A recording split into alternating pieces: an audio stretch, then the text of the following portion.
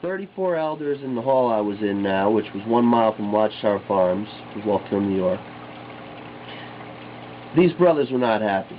This was not like what I came into. These brothers here were competitive, arguing all the time amongst themselves who are the greatest.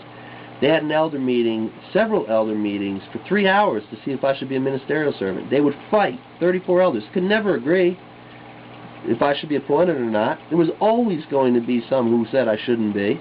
There were always jealous ones.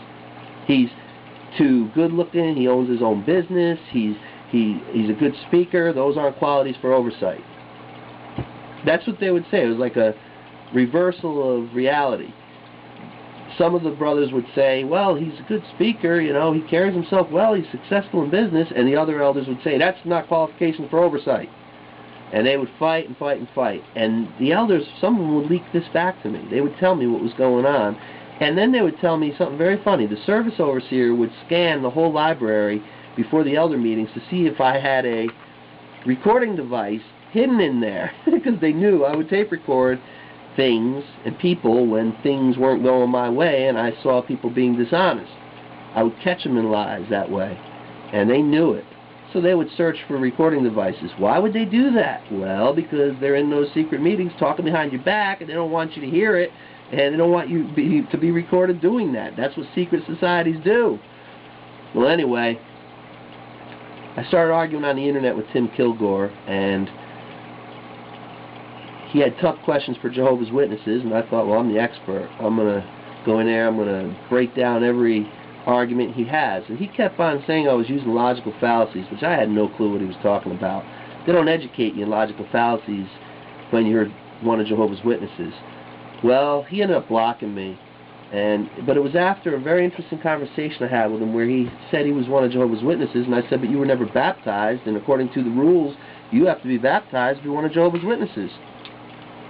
He said, did you ever go to school and not be able to celebrate birthdays with other kids, not be able to salute the flag with other kids, not be able to celebrate holidays with other kids, stand out like a sore thumb from all the other kids as odd and different? He said, don't tell me I wasn't one of Jehovah's Witnesses. And I thought about that, and you know, I never had to go through that. I never had a childhood like that. And I realized, who are the people that run this Watchtower Society to say these kids were never Jehovah's Witnesses when these kids went through things I never had to go through? And here I say I'm one of Jehovah's Witnesses. Would I have been able to do that as a kid? So I knew there was something seriously wrong, needed further investigating. Well, Tim Kilgore blocked me as a user from his channel. He says it was unintentional.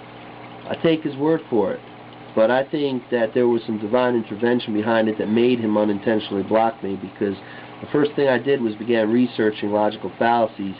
And one day I was the Watchtower reader, and I'm up there on the platform reading one of the magazines, and I realized I was reading a fallacious statement to the congregation about those that having once studied are unsuitable fish. And then I saw the cognitive dissonance in the footnote when they said, does this mean all those who once studied are unsuitable fish and are going to be destroyed by the angels at Armageddon? No, they still can come back to Jehovah, meaning back to the organization. Well, I knew that was a fallacy. I began studying Robert Lifton's 8 criteria for thought reform, and I saw this cult all over. In all of this I was learning. And so I went to talk. I called the elders and told them, I won't be reading any more Watchtowers. I'm not even coming to any more meetings. I certainly won't be bringing people into this religion. Therefore, I am no longer one of Jehovah's Witnesses, because I won't do these things. I don't agree with the teachings. They're tricking people's minds and isolating their minds through propaganda. And the elders and the presiding overseer said, well, you know, you're disfellowshipping yourself and you're going to be shunned. I said, well, I'll take my medicine. And that's what I did. And they tried to come talk to me. They wanted me to sit down on one of their judicial committees, and I told them, no freaking way am I going to sit down. I should have, and I should have tape recorded them, but I didn't. Instead, I told them, don't come near me. If you come near me, I will perceive it as a threat against my life, and I will act accordingly. Unless you want to be deprogrammed or want help getting out of this cult, do not come near me ever again. And that was it. And I've been out ever since. And that's my story, and I'm sticking with it.